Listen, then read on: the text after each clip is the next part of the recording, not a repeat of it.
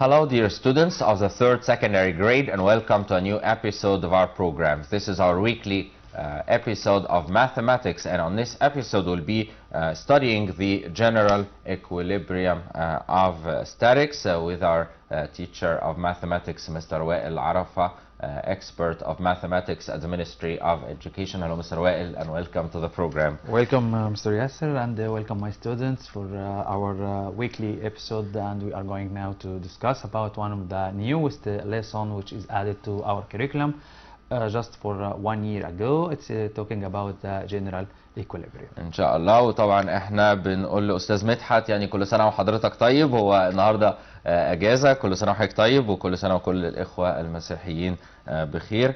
احنا نبدا ب the general equilibrium and the meaning of equilibrium. تمام. As we know, my dear students, that we studied before the moment and the meaning of the moment, and we talked about the vector product in the chapter 2. Now we are going to discuss about the general equilibrium. Maybe it's too easy for students that well knowing the meaning of the moment and the smooth plane and rough plane. Equilibrium means that our body doesn't move or rotate, because rotation is a type of motion. Secondly, general equilibrium, that means we have to discuss about rigid body, which we can face it in our daily life, and we try to know how to state whether this body is motion or under stress or in equilibrium states. All right. Okay. All right. What about the types of forces? As we know that types of forces that we facing for every rigid body, the main force is the weight. As we see now, some types of forces. The first force we are talking about is the weight. The weight of the body, as we know, it's denoted by W, and it's always acted vertically downward. This is the weight of a rod vertically downward, and this rod is horizontally. Second, if the rod is inclined to a horizontal, always the weight acting vertically downward. طيب ده لو احنا بنتكلم على الرود نفسها. طب لو انا عندي body rests on a horizontal plane, also the weight acted vertically downwards, and if this body rests on an inclined plane, also as we see, the weight acted vertically downward. This is the first type of the forces, the weight. يبقى as we know now, الفورس الأولانية هي الويت، وأي weight acted vertically downward. Let's move to another type, the tension. التنشن one of the most type of forces. طيب التنشن بيبقى acting ازاي؟ لو أنا عندي body rests in horizontal plane زي ما احنا شايفين ال W اللي هي الويت acting vertically downward, and this is the tension. Tension acted from the body to outside. Tension T acted from the body to outside.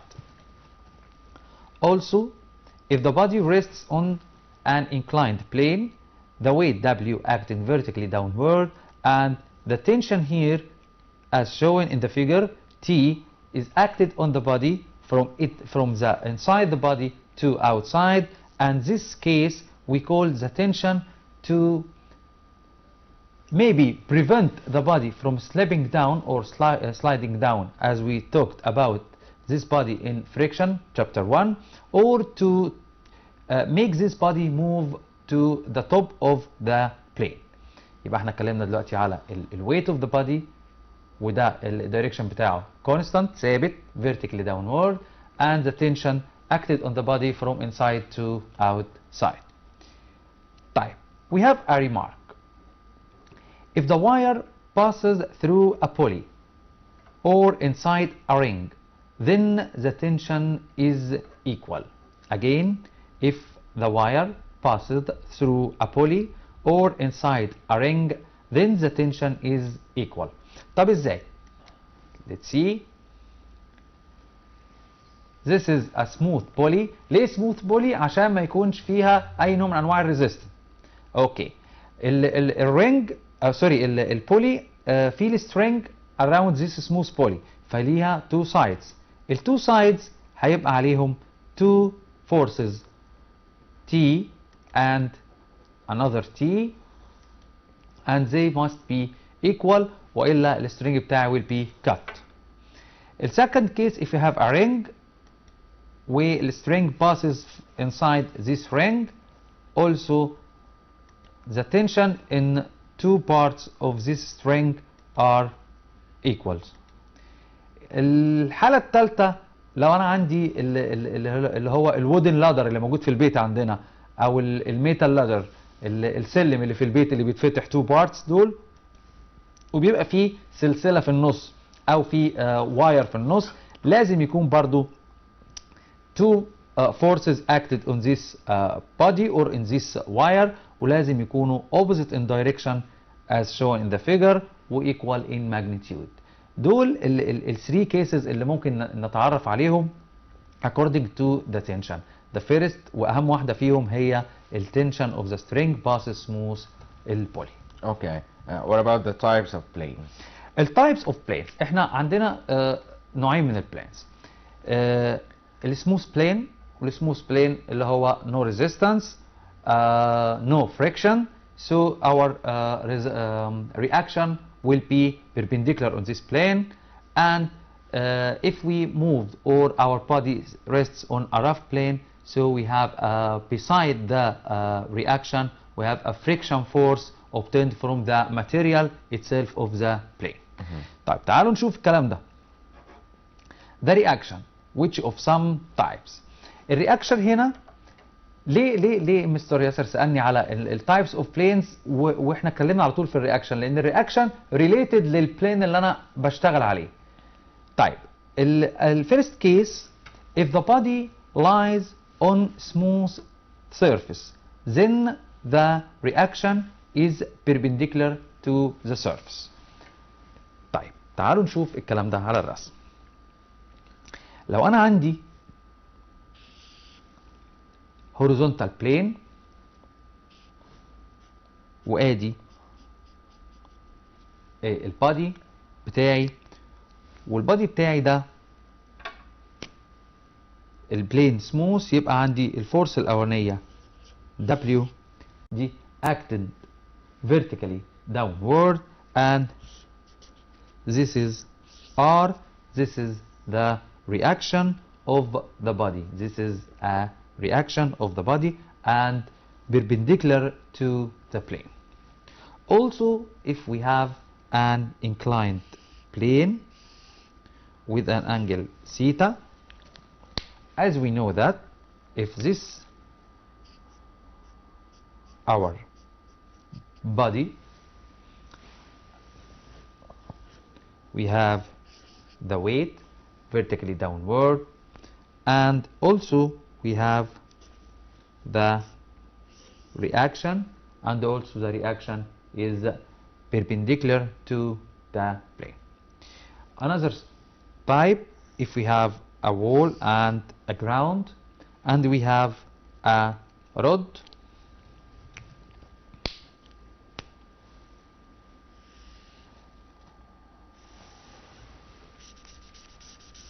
this is a rod or ladder rests against the ground and the wall.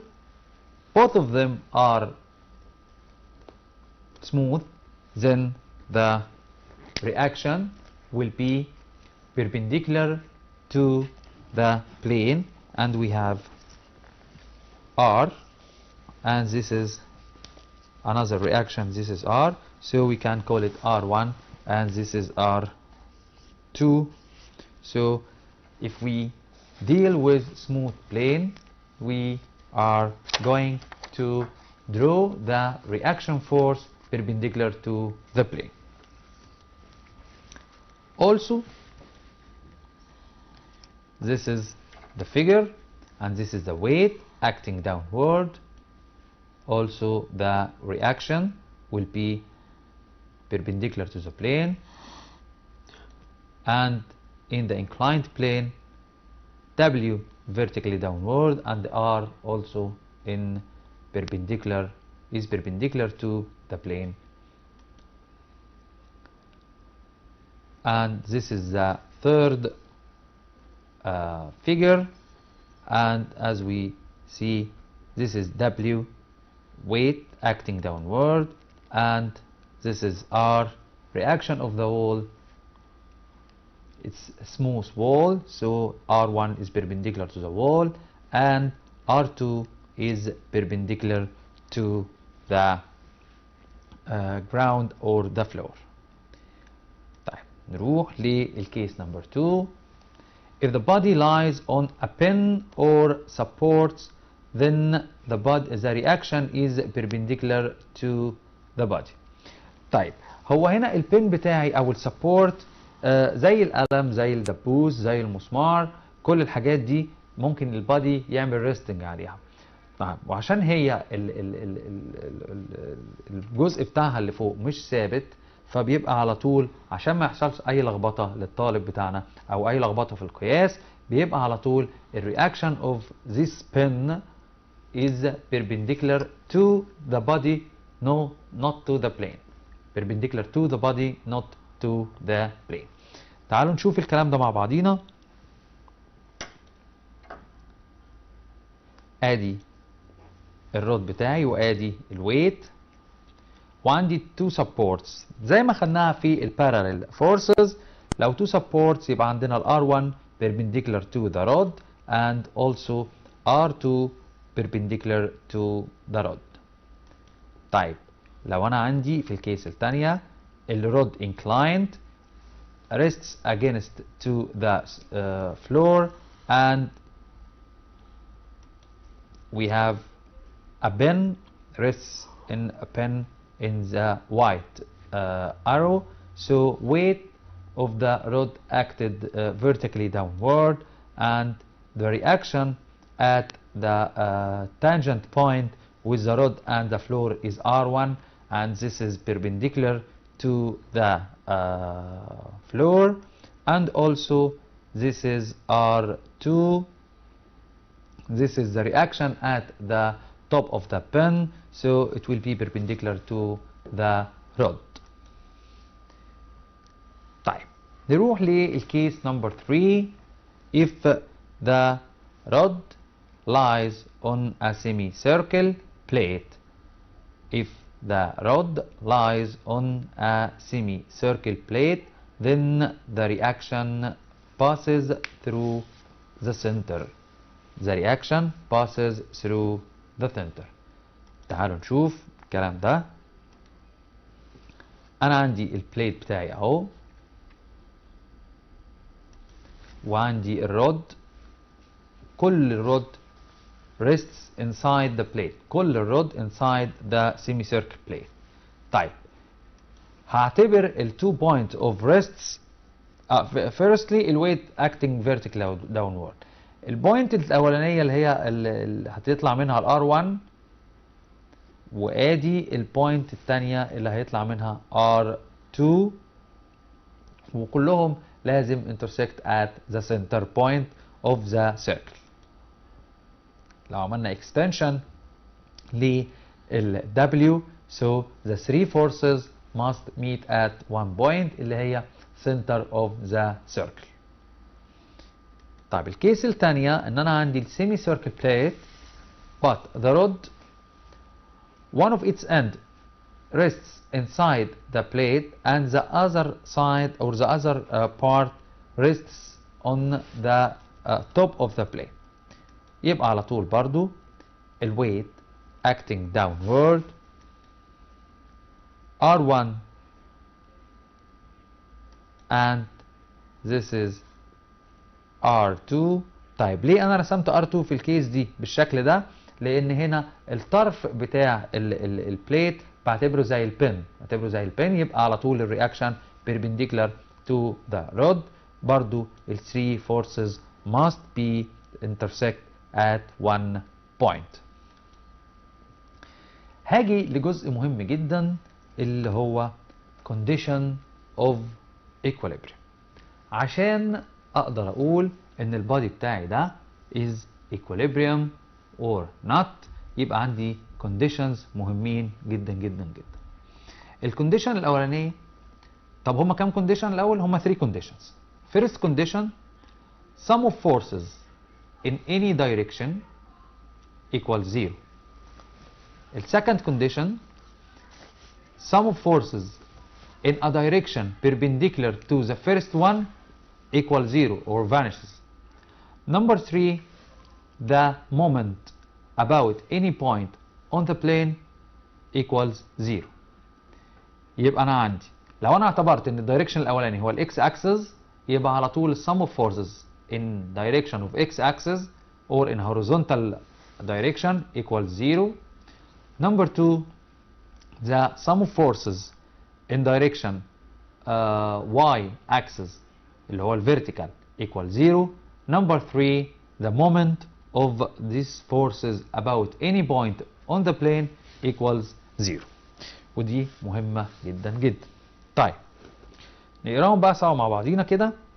The algebraic sum of a components of forces in any direction equals 0. ودي اللي احنا بنقول عليها ال x equals 0.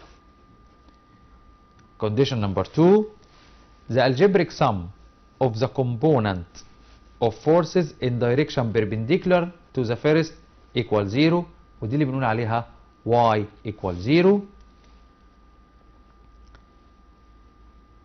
والثird component, the algebraic sum of moments of these forces around any point in the plane equals 0 طيب في حاجة تانية برضو عايزين نضيفها مع بعضينا وتعالوا نشوفها. لو أنا عندي vertical wall and horizontal floor وده عندي رود كده، تعالوا نقول ان الرود ده اللينس بتاعه هنسميه 2L. ده لو ما كانش given والانجل دي الانجل اوف انكلينيشن ايكوالز ثيتا، يبقى على طول البارت ده هيبقى اسمه 2L ساين ثيتا، والبارت اللي تحت ده هيبقى 2L كوزاين ثيتا. ونخلي بالنا ان الويت اكتنج هنا لو هو يونيفورم يعني في الميد بوينت، يبقى على طول الجزء الصغير ده هيبقى ال كوزاين ثيتا. يبقى انا عندي 2 ال كوزاين ثيتا هي الديستانس كلها، الجزء الصغير ده هيبقى اسمه ال كوزاين ثيتا، وهيبقى عندي هنا كده R1 وهنا R2. ده في الكيس الاولانيه لو انا بتعامل مع سموث بلينز. طيب في الكيس الثانيه لو انا بتعامل مع rough planes،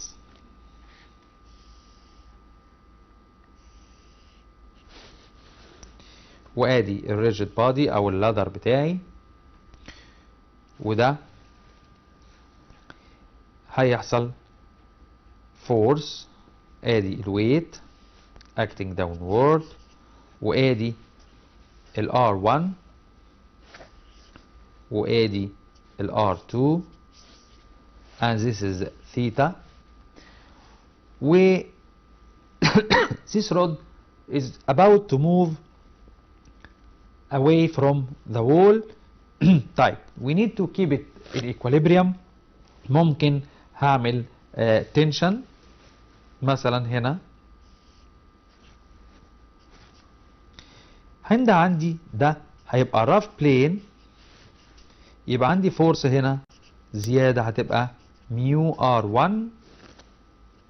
ولو ده رف وول طبعا هيتحرك لتحت، يبقى عندي اللي فوق ميو 2 ار 2. دي الحاجات البيسيكلي اللي لازم تبقى موجودة في أي مسألة بتكلم فيها في الجنرال ايكوليبريم. Okay. Can we have some applications? اكيد احنا عندنا ابلكيشنز، بس الابلكيشن دي برضو ديفرز شويه يا مستر ياسر. من بنتكلم على السموث بلين والانكلايند بلين واللادر او الرود. ومهم جدا ان اولادنا يخلي بالهم من كلمه يونيفورم او نون يونيفورم، لان اليونيفورم على طول نمط واحد. على طول الويت في الميد بوينت، دي بتبقى حاجات ثابته. طيب تعالوا نشوف كده example number 1. Okay.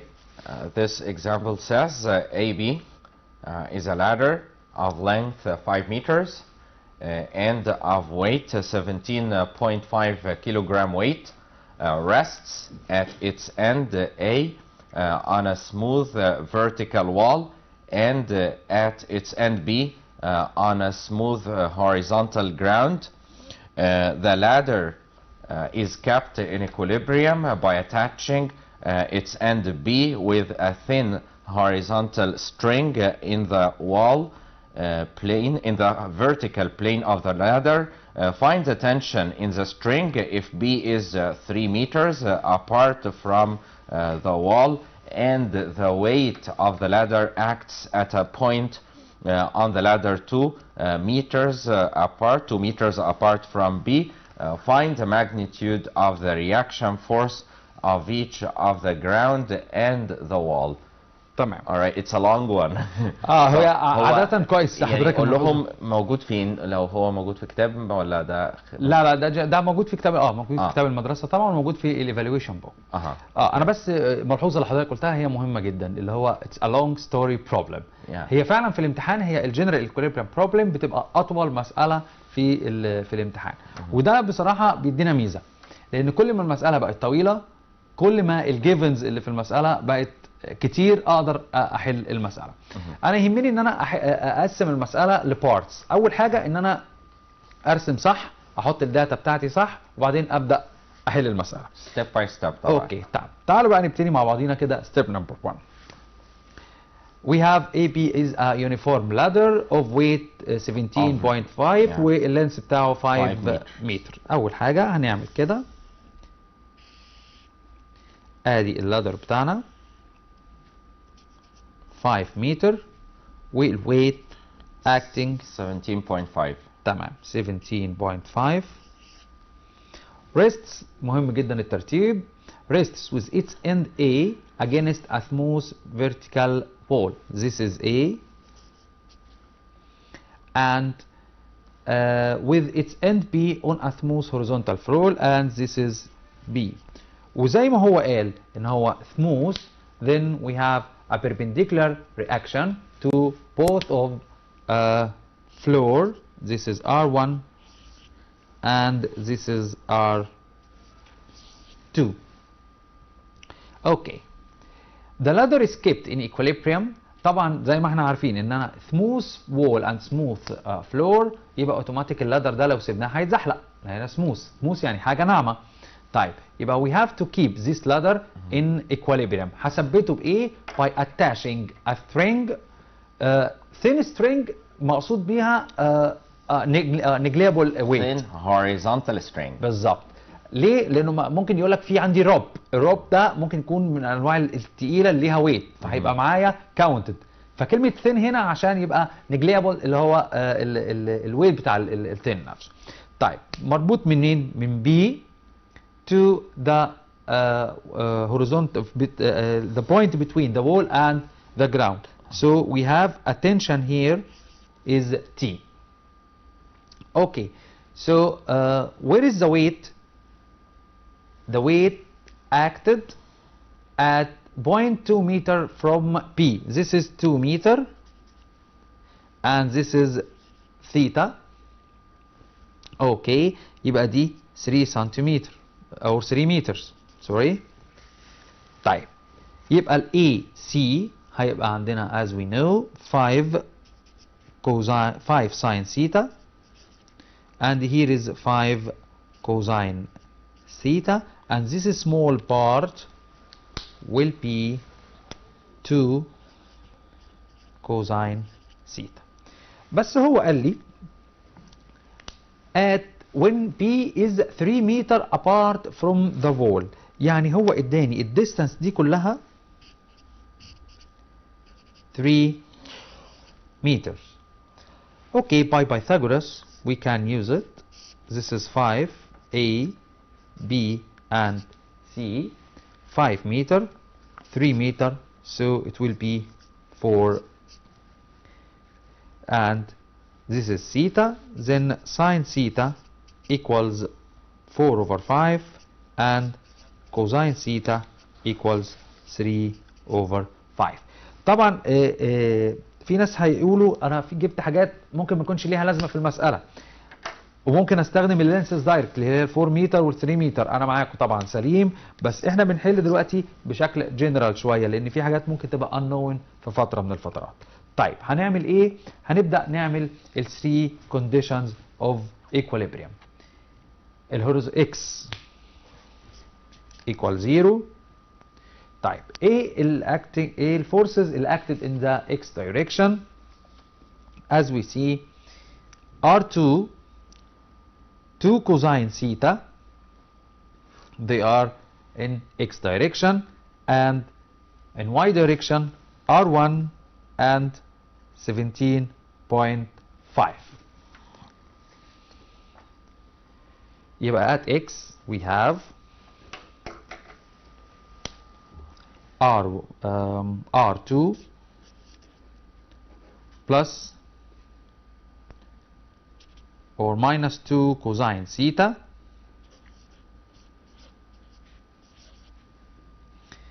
equals 0. نقدر من هنا على طول نقول ان ال R2 equal 2 cosine theta،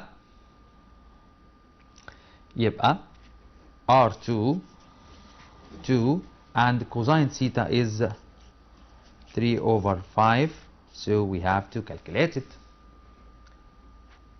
Another one, we have y equals 0, so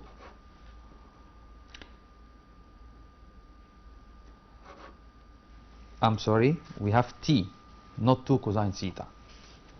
Again, we have to fix this error. We have x equals 0, so R2 minus t equals 0, so R2 equals t. This is first requirement.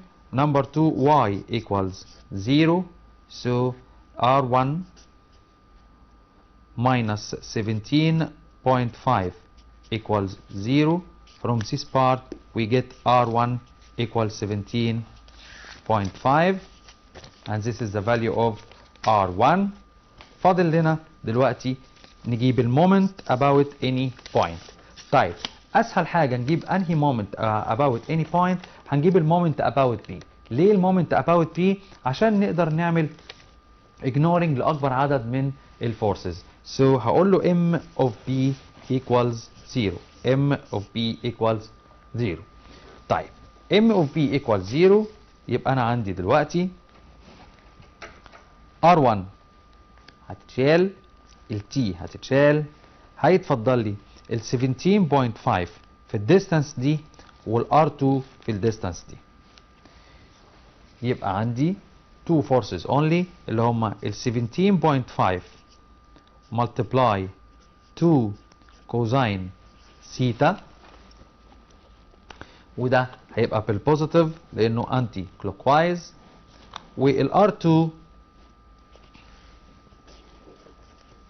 times 4 meters equals 0. يبقى 4R2 equals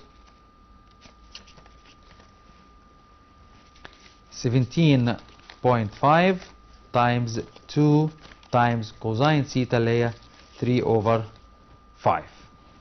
So R2 equals 35 over 2 times 2 times 3 over 5 divided 4 times 1 over 4.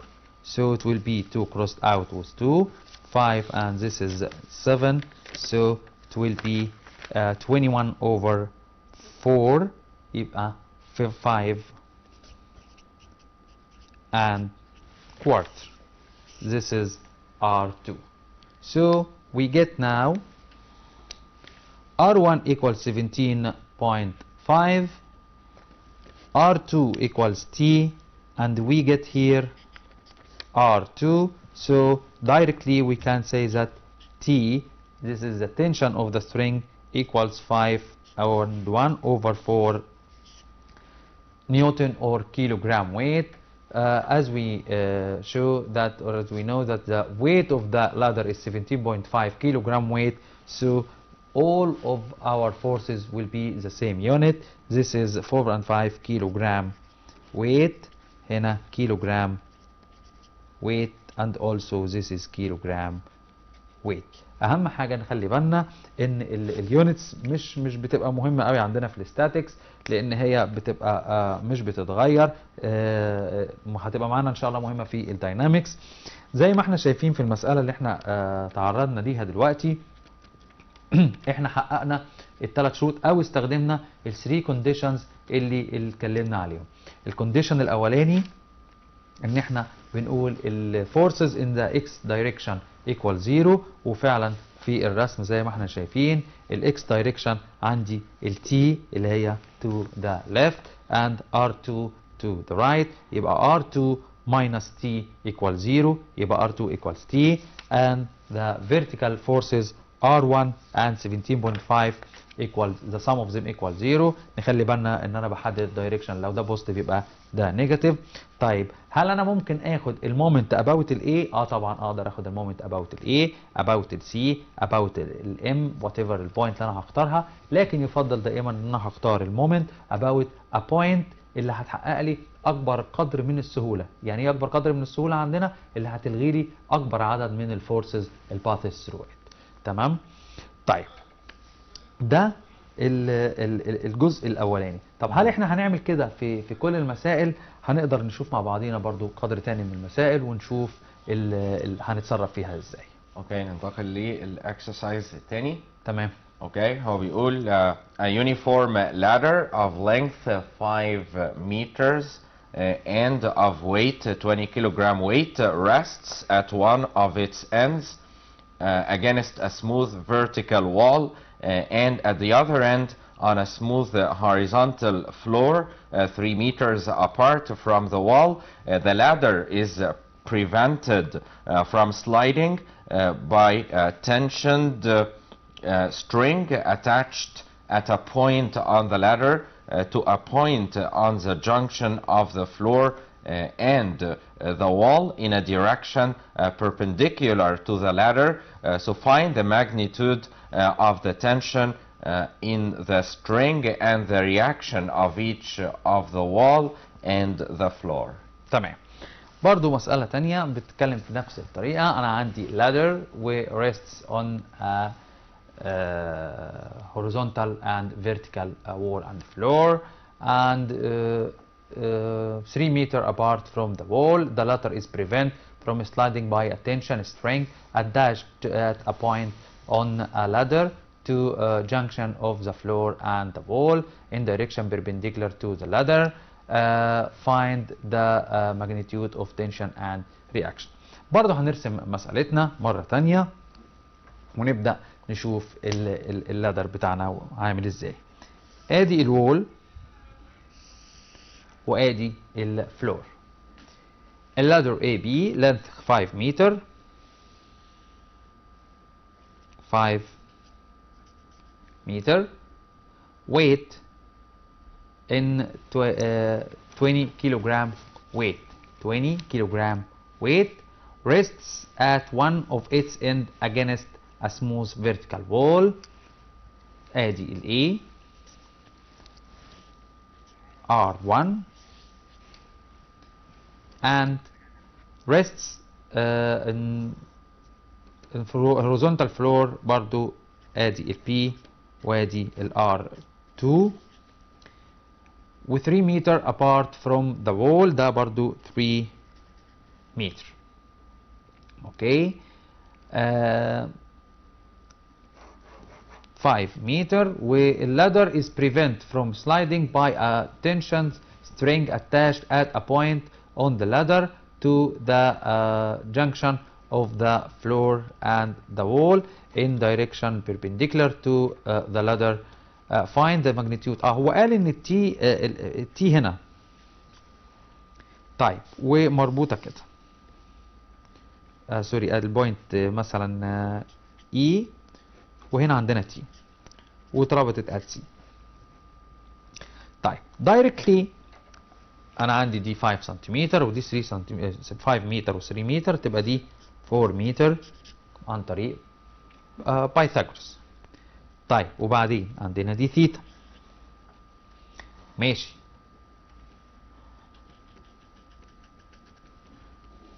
عندي هنا كده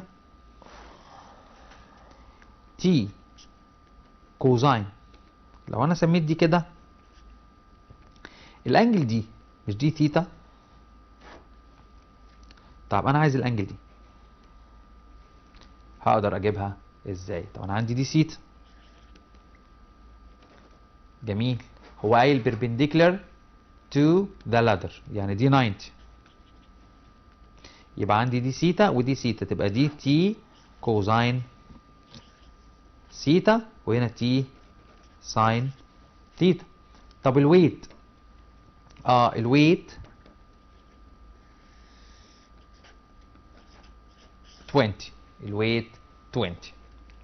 هبدأ دلوقتي هتعامل مع اللادر ان هو يونيفورم لادر. طيب ونبدأ نحقق الثلاث شروط بتوعنا. الدايركشن اوف x equals 0، direction of y equals 0، والمومنت about any point equals 0. تعالوا نشوف كده الايكويشنز بتاعتنا. اولا ال x equals 0. x equals 0 هيبقى عندي t ساين ثيتا بالنيجاتيف بلس r1 equals 0. So r1 equals t ساين ثيتا. طيب عظيم. طب ما انا عندي ساين ثيتا، ساين ثيتا equal 4 over 5، يبقى r1 equals 4 over 5 t, and this is the first relation between r1 and t. نرجع نقول ال y equals 0.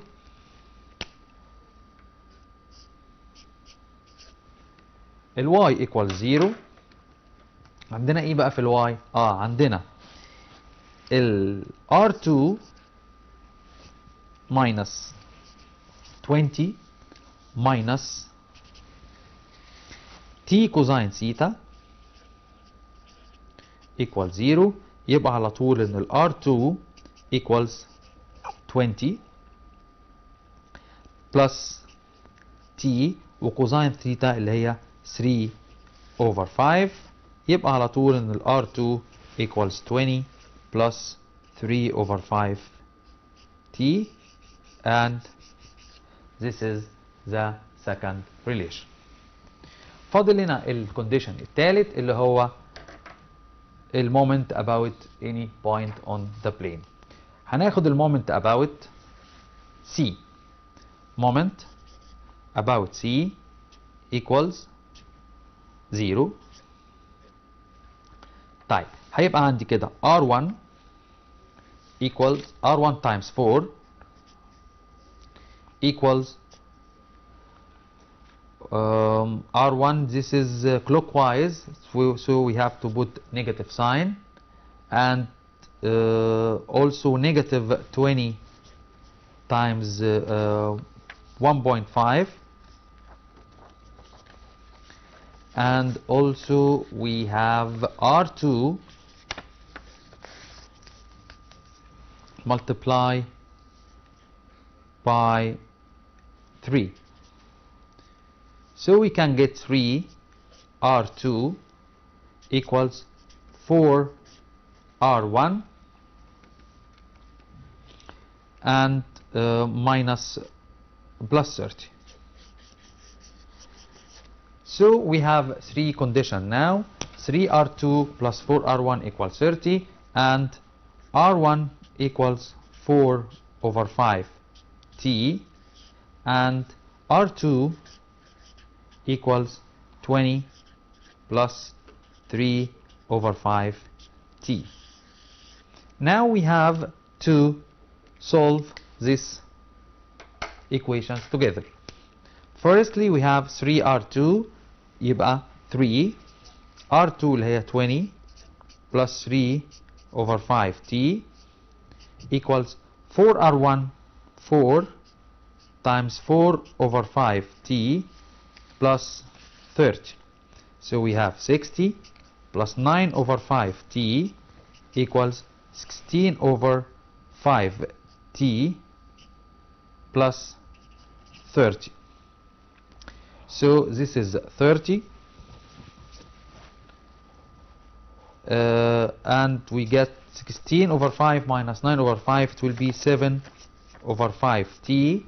By solving this equation we will get t equals 150 over 7.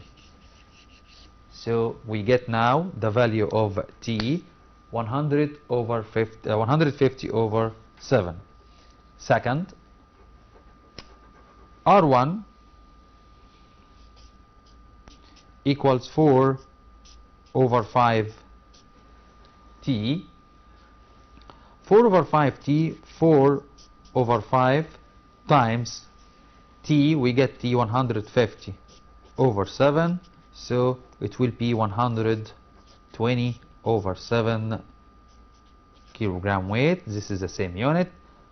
Finally we have to find r2, the second reaction. r2 equals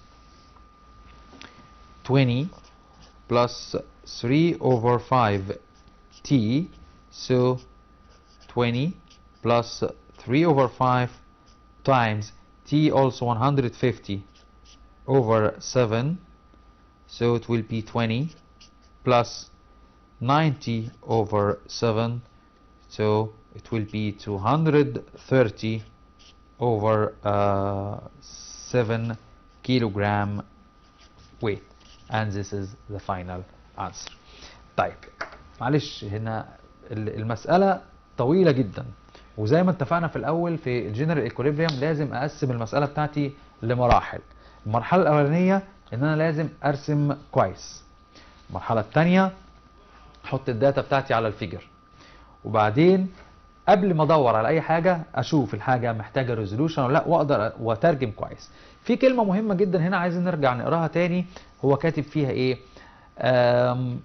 The ladder is prevented from sliding by a tensioned string attached at the point on ladder to the junction of the floor and the wall in direction perpendicular to the ladder. الجملة دي كلها هي حل المسألة. لو ما عرفناش نترجمها مش هنعرف نعمل أي حاجة في المسألة. إيه هي البوينت اوف جانكشن؟ هو الميتنج بوينت بتوين الوول اند ذا فلور، هي دي اسمها البوينت اوف جانكشن، نقطة التلاقي أو نقطة ارتباط التو بلينز مع بعضيهم. طيب قال أنا ممكن في حاجة تانية، لو بصينا كده على الفيجر هو قايل إيه؟ and in direction perpendicular to the ladder. perpendicular to إيه؟ the ladder. ممكن يكون عندي ادي الوول وادي الفلور و both of them are smooth، وادي اللادر بتاعنا، وهرسم السترنج بتاعي من بوينت هنا، وده tension string برضو from a point on the ladder to the junction point. بس هنا في مشكلة، لو سكت مش هقدر اجيب الانجل اوف انكلينيشن اللي هي between اللادر والسترنج. بس هو قايل ايه؟ in perpendicular to the ladder، يعني قال لي ان دي perpendicular، واحنا عارفين ان دي ثيتا، وده بيربنديكولار على طول اللي هو تي كوزاين سيتا، يبقى على طول اقدر استخدم اللي هو الجيومتريك كونسبت ان الانجل دي سيتا والانجل دي سيتا. عشان كده قدرت بشكل مباشر ان انا اعمل الريزولوشن بتاعي في الناحيتين دول، واقدر اقول ان دي تي كوزاين سيتا ودي تي ساين سيتا. نخلي بالنا كويس جدا يا اولاد من الموضوع ده. طب حد يقول لك انا عايز اجيب الانجل دي، اوكي عايز تجيب الانجل دي براحتك، بس هتجيبها ازاي؟ عشان اجيبها لازم يكون عندي opposite adjacent او horizontal او corresponding او alternate، اي حاجه من البروبرتس اللي اقدر استخدمها في حل مثل هذه النوعيه من المسائل. زي ما قلنا برضو ان انا عندي اليونت اللي بستخدمها هي الكيلو جرام ويت، مش ما بتختلفش. زي ما قلنا ان انا عندي الثموث يبقى الرياكشن بيربنديكولار تو بوث اوف ذا فلور اند ذا بلين. يا ترى احنا عندنا لسه وقت ممكن ناخد اكزامبل تاني ولا هيبقى صعب؟ Still, we have 2 minutes, so what do 2 you minutes think? ممكن we make a conclusion for this part. ممكن السؤال ده او البارت ده من مستر يجي في الامتحان as complete problems. يعني مثلا يجي يقول حاجه زي كده، ممكن احنا create a question now يعني يقول له if a body in equilibrium state ويكتب لي العلامه دي sum of x's equals 0. هم متعود او طلبتنا في علم الرياضه في اخر السنه هيبقى متعود على علامه السم دي لما ياخدها في الاستاتستكس ان شاء الله. sum of x equals 0 احنا متعودين، لا هعمل لي كده، لا ده sum of x's equals 3 مثلا، وال sum of y equals 4. طيب هل البادي ده كده in equilibrium state ولا مش in equilibrium state؟ نبدأ نروح ندور على الكونديشنز. What is the necessary condition to say that the body in equilibrium state؟ ال necessary condition 3. sum of x is equal 0، طبعا دي 3 ما حققتش. sum of y equals 0، طبعا الواي هنا 4 برضو ما حققتش. يبقى انا هنا ما قدرتش لا احقق لا الفيرست كونديشن ولا السكند كونديشن، يبقى انا بالتالي مش محتاج اروح للثيرد كونديشن، ويبقى البادي بتاعي not in equilibrium. طيب الرياكشن if a body rests in a smooth reaction smooth body or smooth floor، يبقى الرياكشن بتاعنا ماله؟ هيبقى على طول perpendicular to the floor or the wall. طب لو البادي rests against a pin or on a pin، يبقى على طول البادي بتاعنا او الرياكشن بتاعنا perpendicular to the body not to the plane. تمام كده؟ تمام كده. اوكي طيب احنا بس يعني طبعا احنا كده انتهينا من الجزء الاول من الحلقة. طبعا هيكون لسه في جزء تاني بعد قليل، هنتوقف قليلا مع فاصل ولكن هنرجع لكم تاني وهنكمل حلقتنا. انا بس عايز برضو اعرفكم ان احنا اعادة الحلقة بتكون الساعة 1 صباحا. طبعا احنا هنكمل معاكم لحد الساعة 9 او قبل 9 بقليل، فاعادة الحلقات هتكون من الساعة 1 للساعة 3 صباحا. وبرضو تقدروا تنضموا لجروب برنامجنا على الفيسبوك، مدرسة على الهواء ثانوي، ده جروبنا على الفيسبوك. ممكن تسألونا برضو أسئلة، ممكن يعني هتلاقوا بعض الحلقات اللي احنا قدرنا نحصل عليها ونزلناها لكم على الانترنت. انتظرونا بعد الفاصل وتكملة لهذه الحلقة. Until we meet you again, it's goodbye. Welcome back, dear students of the third secondary grade. Let us carry on with our episode, and on this episode we'll be having the behavior of function. It's of course related to the calculus, and we still have our guest teacher, Mr. Wa'il Arafa, expert of mathematics at the Ministry of Education. Hello once again, Mr. Wa'il. Hello, Mr. Yasser. Welcome back again. We'll be moving now to the behavior of function. So what about the behavior of function? We make small transferring from statics Yeah. to. It's good to have you know, different things. Because we need to our brains to be refresh refreshed, always. yeah. Yes. Okay. My dear student, now we are going to discuss about the behavior of the function, and this is the last chapter in calculus for our curriculum for this year. And what is the behavior of the function? Behavior of the function separated in many topics. Firstly, we need to define the function as a definition or as a given. For f of x equal 3x plus 4, 9x squared plus 7x, whatever the definition of the function, we have to discuss many points or many lessons for this function. First one of them, we need when this function increases and when this function decreases. So the behavior of the function, first behavior of this function is when the increasing intervals or increasing periodic time for this function to be increases or to be decreases. This is first. Second, we have to determine one of the most important definition for this year. This is a critical point. Critical point. Critical point if it exists. يعني هنلاقي الجملة دي كتير في الامتحانات. Discuss the existence of a critical point, local minimum, local max. Critical point for the function. اول كريتيكال بوينت هنتكلم عليها النهارده هي برضو بعد الانكريزنج والديكريزنج هنتكلم على حاجه اسمها اللوكال مينيمم واللوكال ماكسيمم. لوكال مينيمم ولوكال ماكسيمم، وازاي نجيب اللوكال مينيمم واللوكال ماكسيمم لفانكشن has one definition or has more than one definition about a certain point. بعد اللوكال مينيمم واللوكال ماكسيمم المفروض هنتكلم مع بعضينا على حاجه اسمها الابسوليوت مينيمم والابسوليوت ماكسيمم. الابسوليوت مينيمم والابسوليوت ماكسيمم، all of these types are critical point. Number 4 of the behavior of the function is the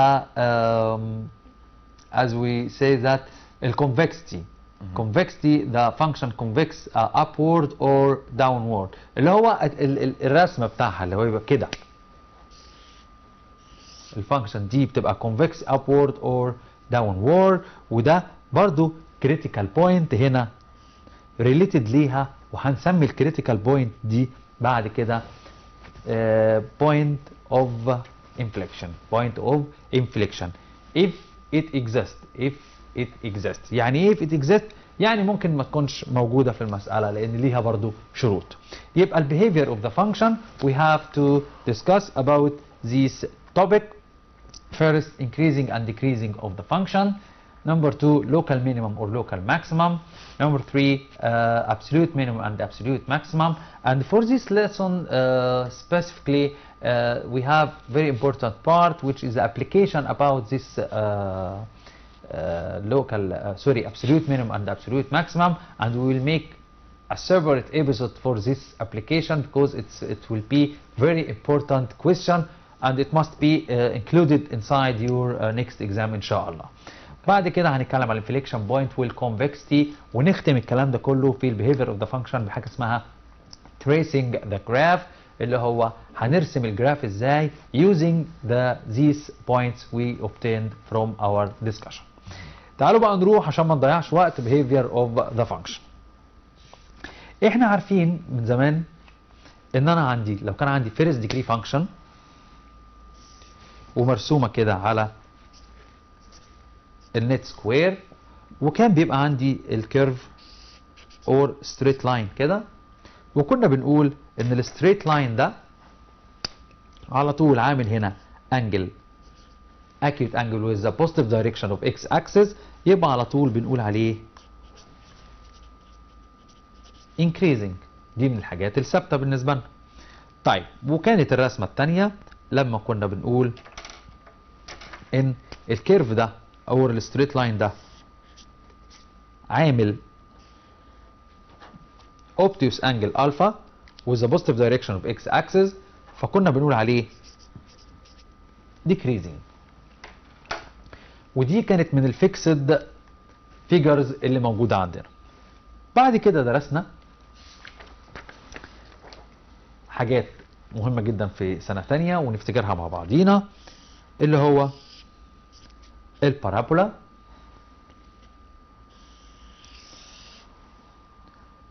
اللي هو السكند ديجري فانكشن، وكنا بنقول ان ده كده decreasing والسكند بارت increasing. طيب وخدنا برضو ان انا عندي كده increasing constant decreasing. و from the famous graphs الكيوبيك اللي كنا بنقول عليها decreasing increasing in its domain or decreasing on its domain. بس الحاجات دي كانت فيكسد بالنسبه لنا يا اولاد. ليه؟ كنا نعرف f of x equal 5 دي constant function، f of x equal x plus 1 first degree function، وكنت ببص على طول للsign of x. It was if it's positive then the function is increasing, if x is negative it will be decreasing. ولما كنا بنروح للبارابولا بتاع الكوادراتيك فانكشن f of x equal x square كنا بنقول على طول x square positive it will be if it's denoted or defined on R, so negative infinity to 0 decreasing, from 0 to infinity is increasing. وكل الحاجات دي احنا كنا حافظينها كويس في سنة تانية. طيب دلوقتي انا عايز فانكشن انا مش عارف 5th degree 7th degree 6th degree، الديجري اكبر من اللي انا متعود عليها ومش عارف ارسمها ومش هقدر اعمل لها تيبل عشان اعمل تريسنج للجراف واقدر ارسم جرافيكالي. هعمل ايه؟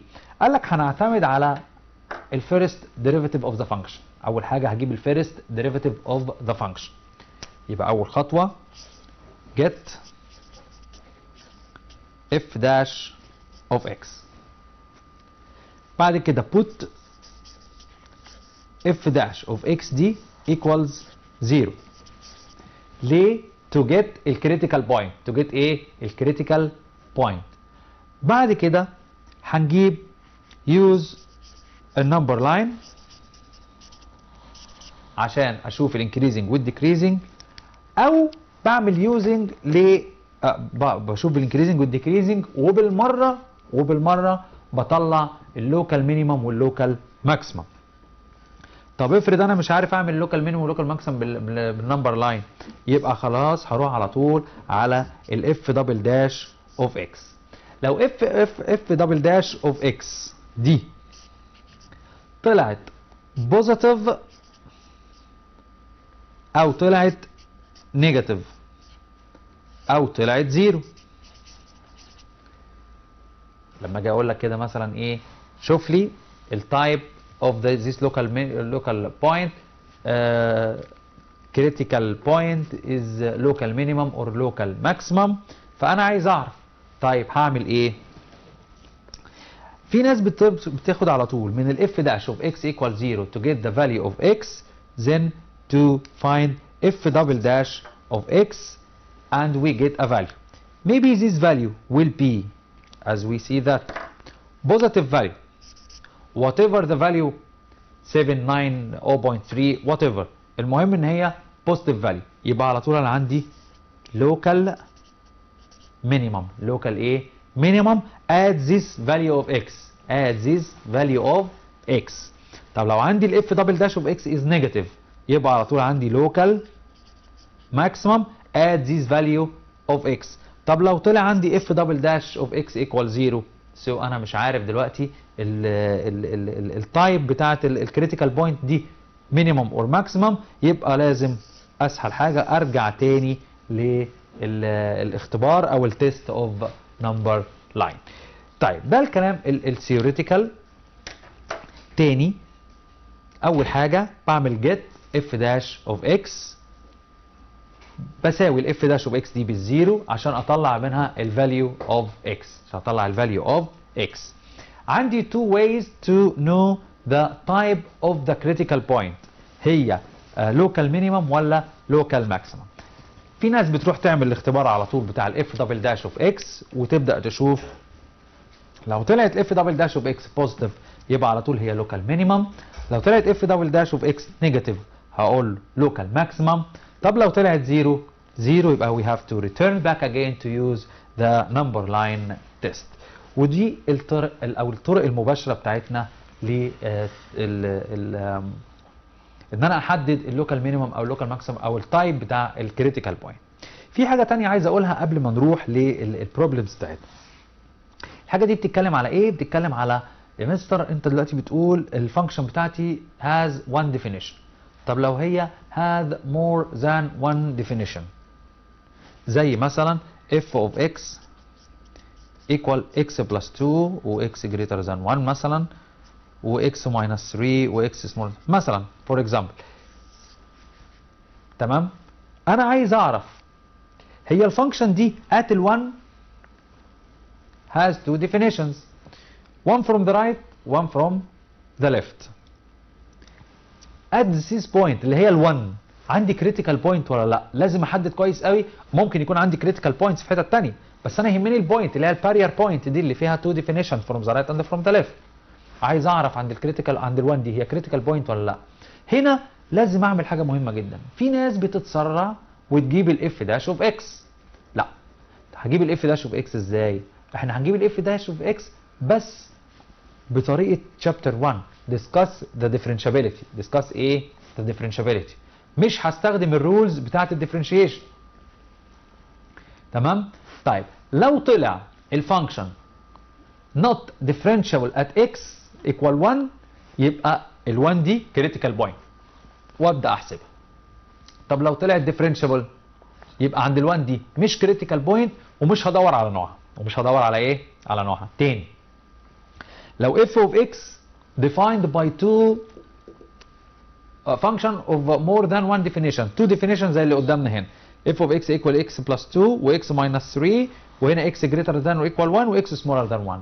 عند ال 1 هنا انا مش عارف الفانكشن هي critical ولا مش critical. هعمل ايه؟ هعمل discuss the differentiability. عشان كده دايما بنقول ان ممكن في الامتحان ما يجيبليش سؤال مباشر يقول لي discuss the differentiability ويخليني اعمل discussion للديفرنشابيلتي inside this kind of problems. بعد ما اعمل discussion للديفرنشابيلتي طلع f dash from the right equal f dash from the left يعني differentiable. So at x equal 1 the function differentiable يبقى not critical point. لو هي differentiable يبقى not critical ايه؟ point يبقى ماليش دعوه بيها. طب لو طلعت not differentiable تبقى critical point. لو طلعت not differentiable تبقى critical point وابدا احسبها معايا في الكريتيكال بوينت اللي هجيبها. طب هجيبها ازاي؟ برضه هستخدم نفس الخطوات واجيب اف داش اوف اكس واسويها بالزيرو واطلع الفاليو. يبقى ده الجزء الثيوريتيكال بتاعنا يا مستر ياسر اللي احنا بنتكلم الخطوات الاساسيه او المين ستيبس اللي لازم نعملها مهما تغير شكل المساله بتاعي. We have to make these 3 tests. Yeah, all right. Shall we go now for some applications? Okay. All right. This one says determine the intervals of increasing and decreasing for the following functions, and we have here this function in front of you. And we also have another one. Shall we start with this one first? تمام. Okay. Determine the intervals of increasing and decreasing for the following function f of x equals 7 minus 5x power 3 plus 3x power 5. هنا جايب لي function f of x اهي equals 7 minus 5x power 3 plus 3x power 5. طيب الفانكشن دي one definition بس of 5th degree. عايز اشوف الانترفال بتاع الانكريزنج والديكريزنج. يبقى اول حاجه هعمل f dash of x. Use the rules of derivative. Derivative of 7 0 negative 5 times 3 negative 15x power 2 plus 15x power 4. Now f dash of x equals 0 يبقى 15x power 4 minus 15x power 2 equals 0 why we do this step to get the value of x. نحل الايكويشن. يبقى عندي هاخد 15 x power 2 common factor, so we have x power 2 minus 1 equals 0, so 15 x power 2 equals 0, or x power 2 minus 1 equals 0, so we get now x equals 0 and x equals positive or negative 1. This is the value of x. So we have to draw a number line, and this is x and this is f dash of x. We have negative 1 and we have 0 and also we have 1. Let's discuss about this point. أنا عندي دلوقتي f dash of x equals negative 15 x power 2 plus 15 x power 4. طيب تعالوا هناخد number، نجيب مثلا f dash of negative 2. هناخد number before negative 1. negative 2 تبقى negative 15 negative 2 power 2 plus 15 negative 2 power 4. طيب 4 times negative 15 negative 60. 16 times 15 يبقى 120، هيبقى positive 60. It's positive, that means is increasing. Take a number between negative 1 and 0, like f dash of negative half, and calculate it.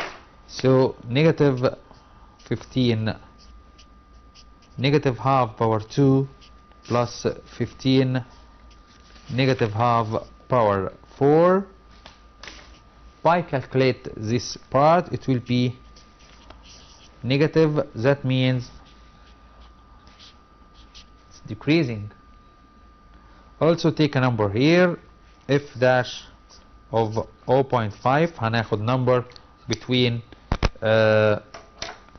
ال 0 وال 1، هتبقى negative 15 0.5 power 2 plus 15 0.5 power 4. It will be negative 15 over 4 plus 15 over 16, so it will be negative again, and f dash of 2, it will be negative 15 times 2 power 2 plus 15 2 power 4. It will be positive, and this is, so we can write it like that. In the interval negative infinity to negative 1, f of x is increasing. From negative 1 to 0, f of x is decreasing. From 0 to 1, f of x also decreasing,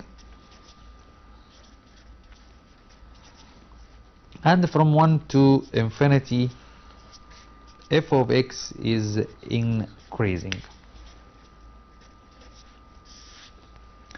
يبقى احنا كده قدرنا نحدد ال increasing وال decreasing part بتاعتنا.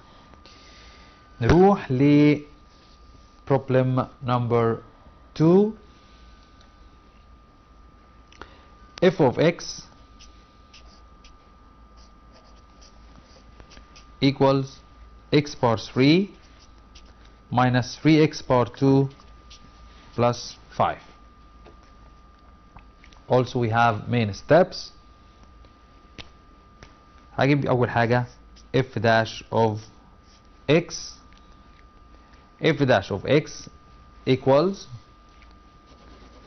yes my dear, this is 3x squared minus 6x. Put f dash of x equals 0. يبقى عندي 3x squared minus 6x equals 0. By solving this equation we get 3x as a common factor, bx minus 2 equals 0. So from this part x equals 0 or x equals 2. That means we have two values of x. Two values of x. هنعمل ايه؟ هنرسم النمبر لاين بتاعنا.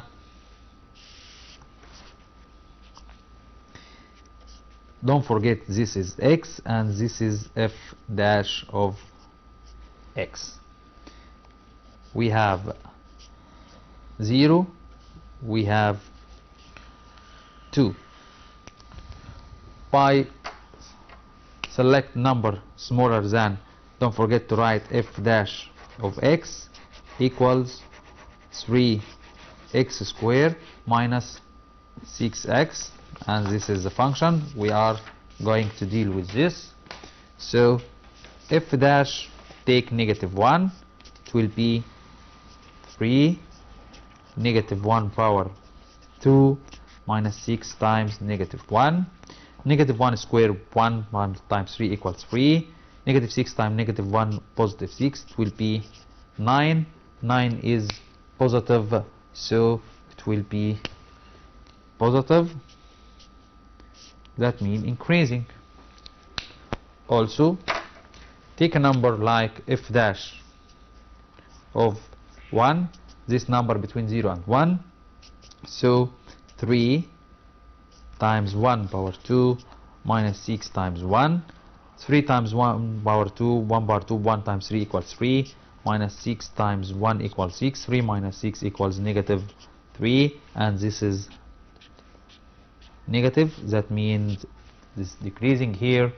And finally we get a number bigger than 2, make it 3 or 4, whatever. F dash of 3 equals 3 square minus 6 times 3, and this is 3 squared is 9 times 3 is 27 minus 18, it will be 9. It's positive again, so we can write the intervals as shown: -infinity to 0, f of x is increasing at 0 and 1 open interval. F of x is decreasing, and from 2 to infinity f of x is increasing. Now we determine very well the increasing and decreasing interval for this function. طيب قبل ما نسيب المسألة دي ممكن نضيف عليها حاجة وندرسها برضو مع بعضينا لأن أرقامها سهلة. ممكن ندمج معاها وبنفس الطريقة اللي احنا اشتغلنا بيها نعرف النوعية. طب عندي الزيرو دي كريتيكال بوينت، وعندي التو دي كريتيكال بوينت، التايب بتاعتها ايه؟ كريتيكال بوينت ايه؟ لوكال مينيمم ولا لوكال ماكسيمم؟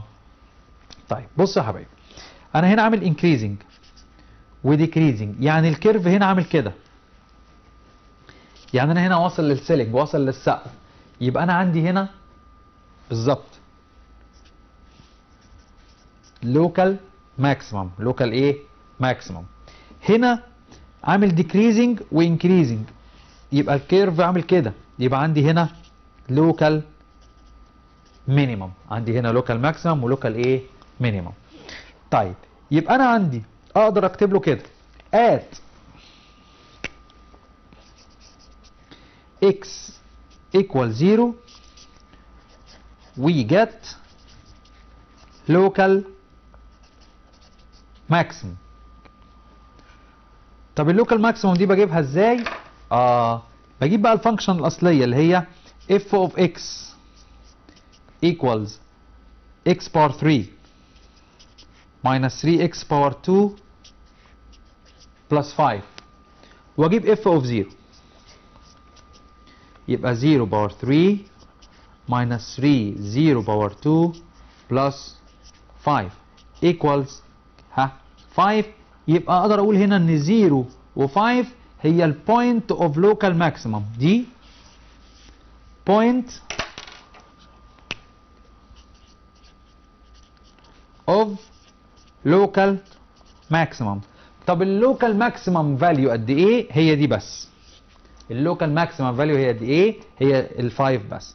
ارجع اقول له تاني at x equals 2 we get local minimum. local ايه؟ minimum. نجيبها ازاي؟ نقول f of 2 equals 2 power 3 minus 3 2 power 2 plus 5 8 2 times power 2 4 يبقى negative 12 plus 5 it's 1. so 2 and 1 this is the local minimum. this is the local minimum value point. local minimum point. طب اللوكال مينيمم فاليو هي كام؟ ال1. طيب انا استخدمت هنا عشان اعمل ديترمينيشن للتايب بتاع اللوكال او الكريتيكال بوينت، عشان اعرف التايب بتاعها هي لوكال مينيمم ولا لوكال ماكسيمم، استخدمت النمبر لاين. استخدمت النمبر لاين وعرفت لما يكون عندي انكريزنج وديكريزنج يبقى انا الكيرف هعمل كده وبقدر اقول عليها ايه؟ لوكال ماكسيمم. هنا عامل ديكريزنج وانكريزنج يبقى الكيرف شكله بالمنظر ده ويبقى عندي لوكال ايه؟ مينيمم. طب انا مش عايز اعمل كده وعايز استخدم الاف دبل داش. حاضر، انا عندي f of x equals x power 3 minus 3x power 2 plus كام؟ plus 5. بعدين جبت الاف داش of x 3x squared minus 6x. from this point we get x equals 0 و x equals 2 اللي هما الكريتيكال بوينت. طيب هجيب f دبل داش of x. f دبل داش of x يبقى 6x minus 6. تمام، تعالوا نقول دي ايه بقى؟ هعمل substitution instead of x in f دبل داش by using the values of x اللي هي ال 0 وال 2. فهقول له f دبل داش of 0 equals 6 times 0 minus 6 equal negative 6. الله، نيجاتيف 6 طالعه نيجاتيف، واحنا قلنا لما الاف دبل داش تطلع نيجاتيف يبقى عندي لوكال، بالظبط لوكال ماكسيمم. طيب اف دبل داش اوف 2 تبقى 6 times 2 minus 6 6 times 2 12 minus 6 equal positive 6 then we have local minimum. يبقى انا استخدمت هنا اللي هو السكند ديريفاتيف تيست عشان احدد بس التايب بتاع الكريتيكال بوينت هي لوكال مينيمم ولا لوكال ماكسيمم. يبقى انا استخدمت التو فورمز النمبر لاين تيست والسكند ديريف عشان اجيب حاجات مهمه جدا. ايه هي؟ احدد الانكريزنج والديكريزنج انترفال، ودي بتبقى الانترفال كلها فروم نيجاتيف انفينيتي لبوزيتيف انفينيتي طالما ما حددليش سبيسيفيك انترفال انا شغال عليها، عشان كده قلت ايه؟ لوكال. تاني حاجه استخدمت الاف دبل داش عشان احدد اللوكال مينيمم او اللوكال ماكسيمم سواء بالاف دبل داش او بالنمبر لاين. وبعد كده جبت عملت substitution instead of this value of x in f of x the main function in the problem to get the value of f of x or y. To to get a point. So this point will be local minimum point or local maximum point. طب لو عايز local minimum value او local maximum value يبقى هو يقصد بيها الفاليو بتاعت الاف اوف اكس بس بعد ما بعوض بالفاليوز بتاعت الاكس. يبقى كده احنا اتكلمنا في اول حاجه في البيهيفير اوف ذا فانكشن. طيب نروح بقى لنمبر 2 يا مستر ياسر. Yeah, let's go اللي to هي the second one. نروح بقى المسائل specifically for بنقول عليها اللوكال مينيموم واللوكال ماكسيمم، ونبدا ننوع في المسائل بحيث ان انا ممكن اغير في شكل المساله عشان اقدر ادرسها. Problem number 2, find the points of local maximum or local minimum if it exists. وزي ما اتفقنا ان لازم الاقي كلمه if it exists لان ممكن ما تبقاش موجوده. To each of the following functions. بالظبط. And we have to f of x equals x power 3 minus 9 x power 2 plus 15 x plus 10. تمام، يبقى نكتب كده f of x equals x power 3 minus 9 x power 2 plus 15 x plus 10. طبعا الفانكشن دي one definition. هنمشي ازاي؟ تعالى بقى نستارت ندرسها كلها. هو طالب اللوكال مينيمم واللوكال ماكسيمم if it exists. تعالى ناخد اللوكال مينيمم واللوكال ماكسيمم وبالمره نشوف الانكريزنج والديكريزنج لان هنجيبها بالتيست بتاع النمبر لاين اسهل. f dash of x 3x power 2 minus 18x plus 15.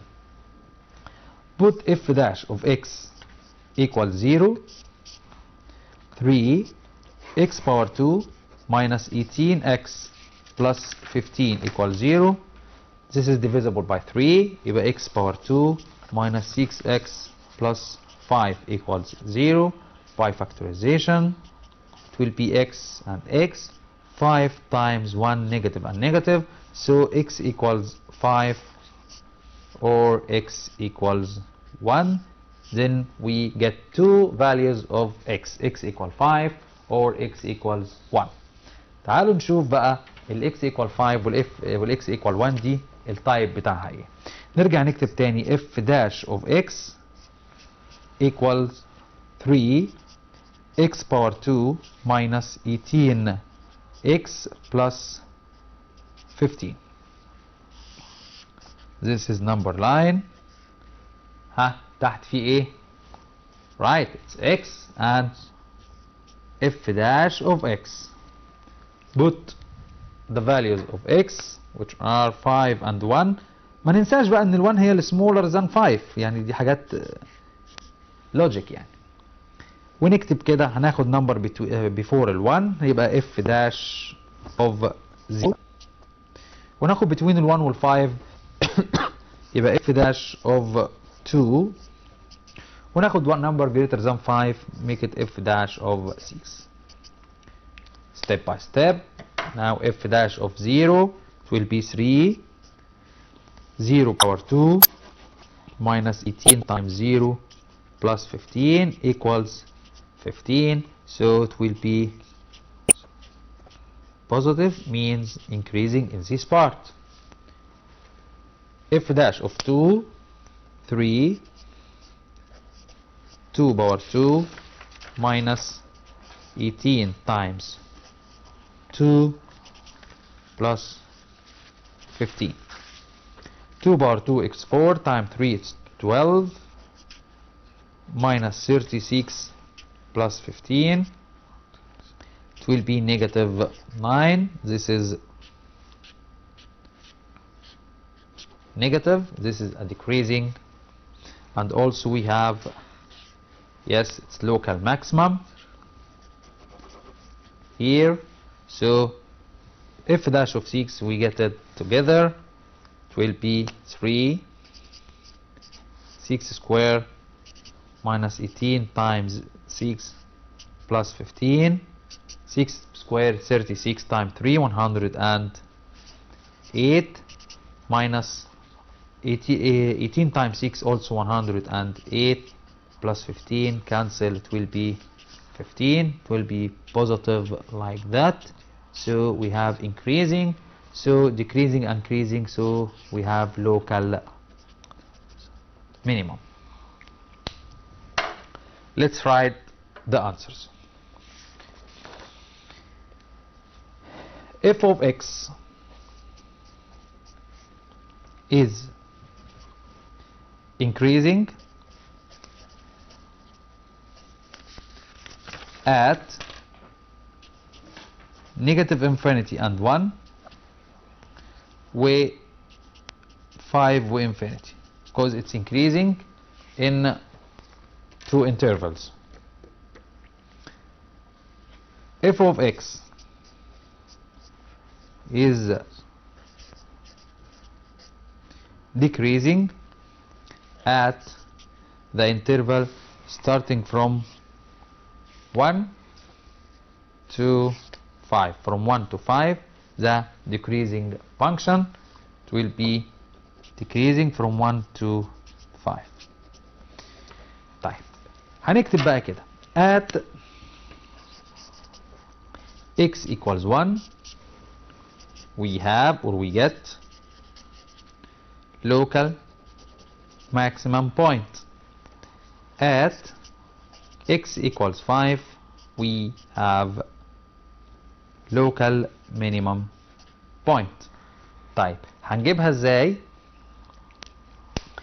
نفكر بس ولادنا. يبقى عندي f of 1 الفانكشن الأصلية هتبقى 1 باور 3 minus 9 1 باور 2 plus 15 times 1 plus 10. This is 1 minus 9 plus 15 plus 10.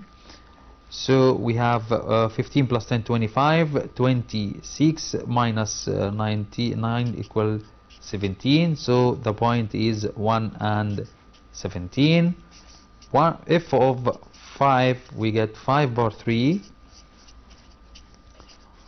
5 bar 2, 15 times 5 plus 10. So 125 minus 225 plus 75 plus 10. 125 minus 225, it will be negative 100. Negative 25, it will be negative 15. So 5 and negative 15 is the local minimum, and 1 and 17 is a local maximum. This was a direct problem. Let's go to the second one, and this is one of the problems which must take 90% chance to be in the exam, inshallah. Yeah, it looks a bit modulus. Yes, right. Because we have to redefine or reforming the problem to can make a good dealing with it, because we can solve this problem in this form. Yeah. F of x equals x modulus x minus 2, and this is modulus equation or modulus function. First of all, we have to redefine the function. Okay, f of x multiply x minus 2, x multiply negative x plus 2, where x greater than or equal to, where x is smaller than 2. So we will get now a new function of the form f of x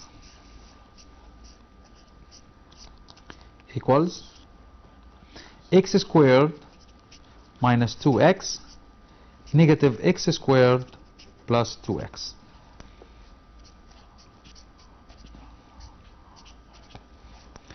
Now we have to discuss about the value of x at 2. At 2, do we have a critical point or not a critical point? So we have to discuss the differentiability. أفكر ولادنا ازاي بنعمل discussion للديفرنشابيلتي. احنا كان عندنا f dash of x كانت عبارة limit h tends to 0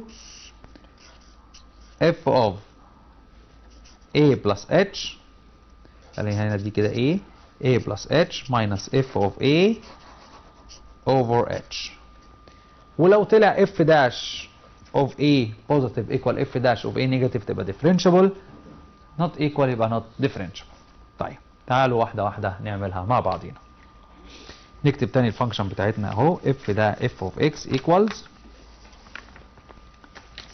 x square minus 2x negative x square plus 2x where x greater than or equal to, where x is smaller than 2. First we will take that f dash of 2 negative, it will be limit h tends to 0 f of 2 plus h minus f of 2 over h. So it will be limit when h tends to 0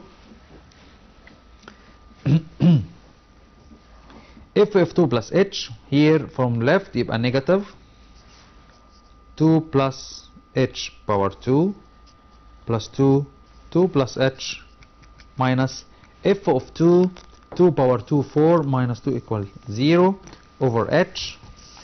So we have for negative 4h plus h square positive 4 plus 2h over h, negative 4 crossed out with positive 4, so we get h square negative 4h plus 2h negative 2h over h. Take h as a common factor, it will be h minus 2 over h, so we will get negative 2, and this is f dash of 2 from left. Let's make f dash of 2 from the right. Limit h tends to 0 f of 2 plus h يبقى على طول 2 plus h power 2 minus 2 plus h minus 0 over h. يبقى limit when h tends to 0 4 plus 4h plus h square minus 4 minus 2h over h, 4 crossed out with negative 4, and this is limit h tends to 0 4h plus minus 2h, it will be 2h plus h square over h, h as a common factor, it will be 2 plus h equals 2. نلاحظ بقى حاجة مهمة جدا هنا ان ال f dash of 2 بالنيجاتيف not equal f dash of 2 بالpositive. That means the function not differentiable at x equals 2. f dash of 2 from the left not equal f dash of 2 from the right. يبقى f of x not differentiable at x equals كام؟ at x equals 2.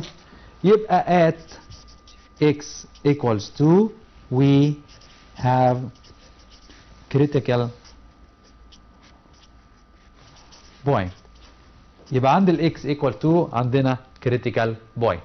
ايه الخطوة اللي بعد كده؟ هجيب ال f dash عادي جدا بقى، ارجع للكونديشن بتوعنا f dash of x هتبقى 2x minus 2 وتحت negative 2x plus 2، ونقول f dash وهنا x greater than or equal 2 وهنا x smaller than 2، ونقول f dash of x equal 0. هناخد ال 2 values نساويهم بالزيرو، تبقى 2x minus 2 equal 0، تبقى 2x equals 2، يعني ال x equals 1.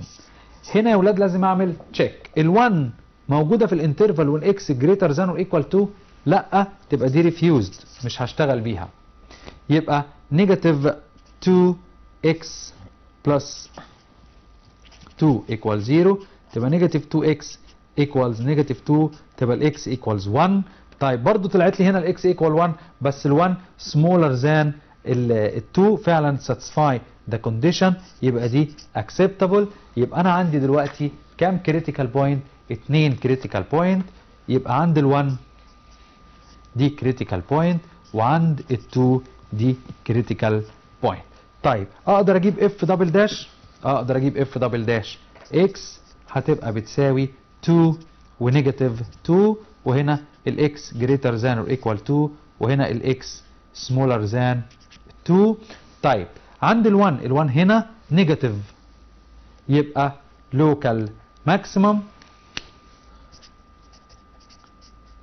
طب وعند ال2 بوزيتيف هيبقى لوكال مينيمم. يبقى انا قدرت اطلع هنا 2 بوينتس لوكال مينيمم ولوكال ماكسيمم. هقدر اجيب بقيه البوينت ازاي؟ هعوض في المين فانكشن عندنا اللي هي اكس واكس ماينس 2، مره هعوض بال1 هتطلع 1 ومره هعوض بال2 هتطلع 0. يبقى اللوكال ماكسيمم 1 1 واللوكال مينيمم 2 و0. ودي كانت واحده من اهم المسائل اللي ممكن نتعرض ليها يا استاذ مستر ياسر في الامتحان، واللي مهم جدا ان اولادنا بيتلخبطوا فيها، ان هو ممكن ياخد المساله ويستخدم الرول اوف ديريفيتيف دايركتلي من غير ما يعمل ديسكشن للديفرنشابيلتي ويرجع يقول انا ناقص لي، انا حليت صح. انت حليت ظاهريا صح بس ضمنيا بطريقه خاطئه. All right, I'd like to thank you very much, Mr. Wael Arafa, for being with us and for all your great effort. Thank you very much. Thank you. So that brings us to the end of this episode. Dear students of the third secondary grade, we've had statics, the general equilibrium, and in the second part of the episode we had the behavior of function. إعادة الحلقة the rerun إن شاء الله هتكون من الساعة 1 للساعة 3 صباحا، وما تنسوش بكرة معادكم الساعة 7 مع مادة اللغة العربية وأساتذتنا في اللغة العربية الأفاضل، حلقة في مدرسة على الهواء. ما تنسوش أيضا جروب برنامجنا على الفيسبوك مدرسة على الهواء ثانوي. بعد قليل وفي تمام الساعة 9 مساء تلتقون مع الزميل العزيز هشام حمدي وبرنامج حديث التعليمية، حلقة خاصة عن الموهوبين والمخترعين ومن بينهم أصغر مخترع وسفير الطفولة العربية طفل عمره 5 سنوات. Thank you all for watching and until we meet you again, it's goodbye.